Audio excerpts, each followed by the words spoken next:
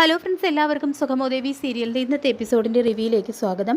അങ്ങനെ ദേവിക വരുന്നതും നന്ദനെക്കുറിച്ച് എന്തെങ്കിലും സൂചന കിട്ടിയോ മോളെ എന്ന് മാധവേട്ടൻ ചോദിക്കുമ്പോൾ വൈകാതെ എല്ലാം ശരിയാകുമെന്ന് പറയുന്നുണ്ട് ദേവിക. തുടർന്ന് ശാരികയെ വിളിക്കുന്ന ദേവിയോട് ശാരി പുറത്തേക്ക് പോയിരിക്കുകയാണെന്നും മാധവേട്ടൻ പറയുമ്പോൾ ഇന്ന് അവൾക്ക് കോളേജില്ലല്ലോ, പിന്നെ എവിടേക്കായിരിക്കും പോയത് എന്ന് ദേവി ചോദിക്കുമ്പോൾ ഇനി കെവിനെ കാണാനോ മറ്റോ പോയതാണോ എന്ന് അറിയില്ല എന്ന് മാധവേട്ടൻ പറയുമ്പോൾ അങ്ങനെ പോകുന്നുണ്ടെങ്കിൽ എന്നോട് പറഞ്ഞിട്ടേ പോകാവൂ എന്ന് ഞാൻ അവളോട് പറഞ്ഞിട്ടുണ്ടെന്ന് പറയുന്നുണ്ട് ദേവി.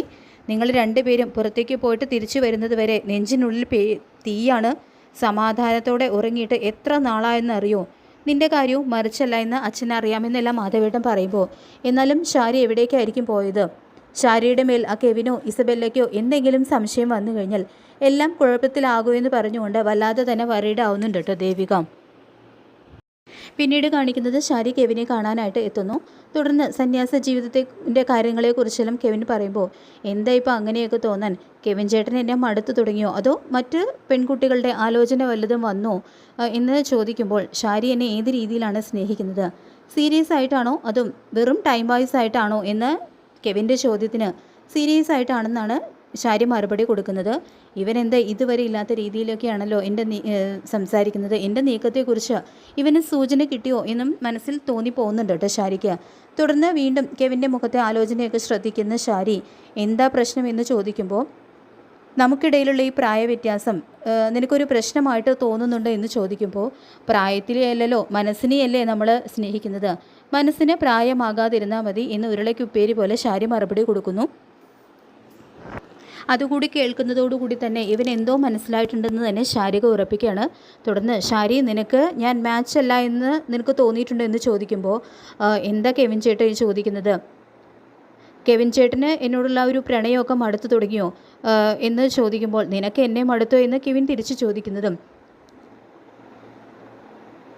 കെവിൻ ചേട്ടൻ്റെ ഇപ്പോൾ നല്ല പ്രപ്പോസൽസൊക്കെ വന്നു തുടങ്ങിയിട്ടുണ്ടാവും. അപ്പോൾ ഞാനൊരു ബാധ്യതയായിട്ട് തോന്നി തുടങ്ങി.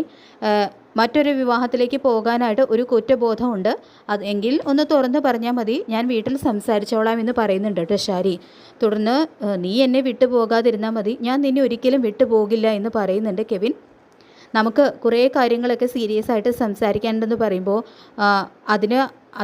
അതുകൊണ്ട് തന്നെയല്ലേ കെവിൻ ചേട്ടൻ വിളിച്ചപ്പോൾ ഞാൻ ഓടി വന്നത്, നമുക്ക് സംസാരിക്കാം എന്ന് ശാരി പറയുമ്പോൾ കെവിനാകട്ടെ ഇവിടെ നിന്ന് വേണ്ട, നമുക്ക് എൻ്റെ വീട്ടിലേക്ക് പോകാം എന്ന് കെവിൻ പറയുമ്പോൾ തന്നെ ഇവൻ ആദ്യമായിട്ടാണല്ലോ വീട്ടിലേക്ക് വിളിക്കുന്നത് എന്നും ശാരിക്ക് തോന്നുന്നു. തുടർന്ന് വരാൻ ബുദ്ധിമുട്ടുണ്ടോ എന്ന് ചോദിക്കുമ്പോൾ എന്ത് ബുദ്ധിമുട്ട്, പക്ഷേ കെവിൻ ചേട്ടൻ്റെ ഫാമിലിയൊക്കെ അവിടെ ഉണ്ടാവില്ലേ എന്ന് ചോദിക്കുമ്പോൾ വേറെ ആരുമില്ല, സീരിയസ് ആയിട്ട് ചില തീരുമാനങ്ങളൊക്കെ നമുക്ക് എടുക്കണമെന്ന് കെവിൻ പറയുന്നതും എന്ത് തീരുമാനങ്ങളെന്ന് ചോദിക്കുന്ന ശാരിയോട് പല കാര്യങ്ങളുണ്ട്, മാത്രമല്ല നന്ദനെക്കുറിച്ചും ഇതുവരെ ഒരു വിവരവും ഇല്ലല്ലോ, എനിക്ക് പക്ഷേ ചില സംശയങ്ങളൊക്കെ ഉണ്ടെന്ന് പറയുന്നുണ്ട് കേട്ടോ കെവിൻ. അതുകൂടി കേട്ടതോടെ കാര്യങ്ങൾ കുഴപ്പത്തിലേക്ക് തന്നെയാണ് നീങ്ങുന്നത് എന്ന് തന്നെ ശാരി ഉറപ്പിക്കുന്നു. തുടർന്ന് ശാരി തന്ത്രപരമായിട്ട് വെള്ളം വാങ്ങാനായിട്ട് കെവിനെ പറഞ്ഞു വിടുന്നു. കെവിൻ വെള്ളം വാങ്ങാൻ പോയ തക്കത്തിന് എന്തോ അപകടം വരാൻ തോന്നുന്നു എന്ന് തന്നെ ശാരി ഉറപ്പിക്കുകയാണ്. തുടർന്ന് ദേവിയേക്ക് ആ ലൊക്കേഷൻ അയച്ചു കൊടുക്കുന്നുണ്ട്.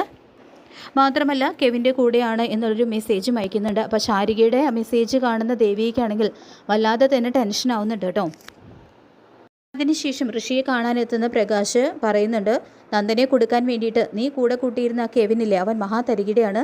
ദേവികയുടെ അനിയത്തി ശാരികയുമായിട്ട് കെവിൻ ഭയങ്കര പ്രണയത്തിലാണ്. പക്ഷേ ദേവികയും ശാരികയും കൂടി അവനെ ട്രാപ്പിൽപ്പെടുത്തിയതാണ് വിവരം ചോർത്താൻ വേണ്ടിയിട്ട് എന്നെല്ലാം പ്രകാശം പറയുമ്പോൾ അതൊന്നും എന്നെ ബാധിക്കുന്ന വിഷയമല്ല, പക്ഷേ എൻ്റെ കാര്യത്തിൽ ഉടനെ ഒരു തീരുമാനം ഉണ്ടാക്കണം എന്ന് പറയുന്ന ഋഷിയോട് എല്ലാം ഒരു ധാരണയിൽ എത്തിക്കഴിഞ്ഞാൽ നിന്നെ ഞാൻ പറഞ്ഞുവിടും, പക്ഷേ ചന്ദ്രോത്തുകാരുള്ള പ്രതികാരം നീ പൂർത്തിയാക്കണം. ചന്ദ്രോത്തുകാരെ നശിപ്പിക്കേണ്ടത് പുറത്തു നിന്നല്ല, ഉള്ളിൽ നിന്ന് തന്നെ കളിക്കണം, അവരിൽ ഒരാളായിട്ട് നിന്നുകൊണ്ട് എന്നെല്ലാം പറയുമ്പോൾ എനിക്ക് എങ്ങനെ അവരുടെ ഒരാളായിട്ട് നിന്നുകൊണ്ട് കളിക്കാൻ പറ്റുമെന്ന് ഋഷി ചോദിക്കുന്നതും ദേവികയുടെ അനിയത്തി ശാരികയെ നീ കല്യാണം കഴിച്ചു കഴിഞ്ഞാൽ എങ്ങനെയുണ്ടാകും? അവൾ നിൻ്റെ ഭാര്യയായി കഴിഞ്ഞാൽ പിന്നെ പൊളിയല്ലേ. നിനക്ക് പ്രതികാരം പൂർത്തിയാക്കാൻ പറ്റുന്ന നല്ലൊരു പ്ലാനാണിത്. അത് വർക്കൗട്ട് ആക്കേണ്ട കാര്യങ്ങളൊക്കെ എങ്ങനെയാണെന്ന് ഞാൻ നിനക്ക് പറഞ്ഞു തരാം. നീ അവളെ സ്വപ്നം കണ്ടു തുടങ്ങിക്കോ എന്ന് പറഞ്ഞുകൊണ്ട് മറ്റൊരു ചതി പറഞ്ഞു കൊടുത്ത പ്രകാശൻ അവിടെ നിന്നും പോകുന്നു. പിന്നീട് ശാരിയെ രക്ഷിക്കാനായിട്ട് പോകാൻ തുടങ്ങുന്ന ദേവിയോട് നീ ഇത് എവിടേക്ക് അത്യാവശ്യമായിട്ട് പോകുന്നത് എന്ന് ചോദിക്കുമ്പോൾ ഒരിടം വരെ എന്ന് ദേവിക പറയുന്നുണ്ടെങ്കിലും എന്താ നീ വല്ലാതിരിക്കുന്നത്, നന്ദനെക്കുറിച്ച് വല്ല സൂചനയും കിട്ടിയോ എന്ന് രാധിക വീണ്ടും ചോദിക്കുമ്പോൾ രാധികയുടെ എന്ത് മറുപടി കൊടുക്കണം എന്നറിയാതെ ധർമ്മസങ്കടത്തിൽ പെട്ടുപോവാണ് ദേവിക. വളരെ പ്രധാനപ്പെട്ട ഒരു കാര്യമുണ്ട്, ഞാൻ വന്നിട്ട് പറയാം എന്ന് പറഞ്ഞുകൊണ്ട് ദേവിക തന്നെ ഡ്രൈവ് ചെയ്ത് പോകുന്നു. അതിനുശേഷം കെവിൻ ശാരികയെ ഇസബെല്ലയുടെ വീട്ടിലേക്കാണ് എത്തിക്കുന്നത്. പക്ഷേ ശാരികയുടെ അത് തൻ്റെ സ്വന്തം വീടാണെന്നാണ് കേട്ടോ കെവിൻ കള്ളം പറയുന്നത്. തുടർന്ന് ഇവിടെ ആരും ഇല്ലേ എന്നൊക്കെ ചോദിക്കുമ്പോൾ ആരുമില്ല എന്ന് പറയുന്നുണ്ട് കെവിൻ.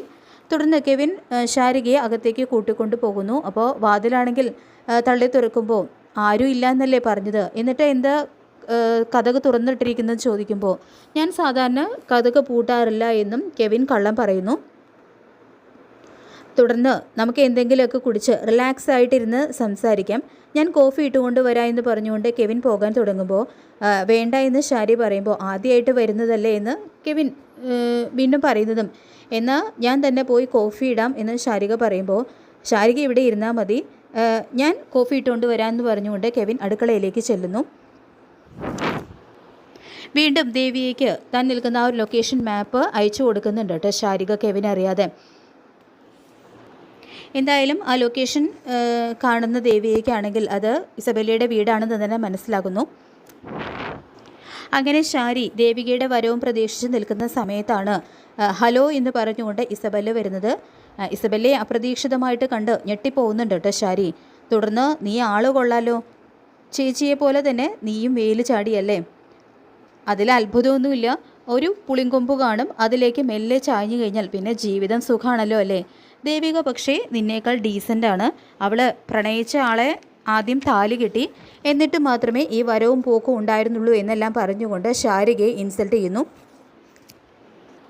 ഇതെല്ലാം കേട്ട് ദേഷ്യം വരുന്ന ശാരിക കെവിനേട്ടനല്ലേ പറഞ്ഞത് ഇവിടെ ആരും ഇല്ല എന്ന് പറയുമ്പോൾ ഇസബെല്ലുള്ള കാര്യം ഞാൻ അറിഞ്ഞില്ല എന്ന് പറഞ്ഞുകൊണ്ട് വീണ്ടും കള്ളം പറയുകയാണ് കേട്ടോ കെവിൻ. തുടർന്ന് ഞാനിവിടെ ഉള്ളതാണോ നിൻ്റെ പ്രശ്നം, നിനക്ക് ഇരട്ട ചങ്കാണല്ലോ, കല്യാണം കഴിക്കുന്നതിന് മുമ്പ് ഒരുത്തൻ്റെ വീട്ടിലേക്ക് പോകുന്നു, അതൊക്കെ നല്ലതാണോ എന്നെല്ലാം ചോദിച്ചുകൊണ്ട് വീണ്ടും ശാരികയെ അപമാനിച്ച് സംസാരിക്കുകയാണ് കേട്ടോ ഇസബെല്ല. അങ്ങനെ തീർത്തും അപമാനിതയാകുന്ന ശാരിയാണെങ്കിൽ ഞാൻ പോവുകയാണെന്ന് കെവിനോട് പറയുമ്പോൾ ശാരി ഇരിക്കുക, കോഫി കുടിച്ചിട്ടൊക്കെ പോവാമെന്ന് പറയുമ്പോൾ പറ്റില്ല എനിക്ക് പോകണമെന്ന് പറയുന്നുണ്ട് കേട്ടോ ശാരി. അപ്പോൾ ഇസബെല്ല പറയുന്നുണ്ട് അങ്ങനെ പിണങ്ങല്ലേ, ഞാനൊരു കോമഡി പറഞ്ഞതല്ലേ എന്ന് പറയുമ്പോൾ മാറി നിൽക്കുക എനിക്ക് പോകണമെന്ന് തന്നെ പറയുന്നുണ്ട് ശാരിക. എന്താ ശാരി ഇത്, ഇസബെല്ലയുമായിട്ട് ശാരിക ഇപ്പോൾ കമ്പനി ആയില്ലേ, അതുകൊണ്ട് ഇരിക്കാനൊക്കെ വീണ്ടും കെവിൻ പറയുന്നുണ്ടെങ്കിലും പറ്റില്ല എനിക്ക് പോകണമെന്ന് പറഞ്ഞുകൊണ്ട് ശാരിക പോകാൻ തുടങ്ങുന്നതും നെൽക്കടി എന്ന് പറഞ്ഞുകൊണ്ട് ശാരികയുടെ കയ്യിൽ പിടിച്ച് അവളെ അവിടെ തടഞ്ഞു നിർത്തുകയാണ്. നീ അങ്ങനെ പോകുന്നത് എനിക്കൊന്ന് കാണണമെന്നും ഇസബെല്ല പറയുമ്പോൾ കൈയെടുക്കാൻ പറയുന്നുണ്ട് കേട്ടോ ശാരി. എന്നെ തടയാൻ നോക്കിക്കഴിഞ്ഞാൽ അത് വലിയ പ്രശ്നമാകുമെന്നും ഇസബെല്ലയ്ക്ക് താക്കീത് കൊടുക്കുന്ന ശാരികയെ കാണിച്ചുകൊണ്ടാണ് ഈ എപ്പിസോഡ് അവസാനിക്കുന്നത്. ഈ റിവ്യൂ ഇഷ്ടപ്പെട്ടെങ്കിൽ ലൈക്ക് ചെയ്യുക, ചാനൽ കൂടി ഒന്ന് സബ്സ്ക്രൈബ് ചെയ്യുക. താങ്ക്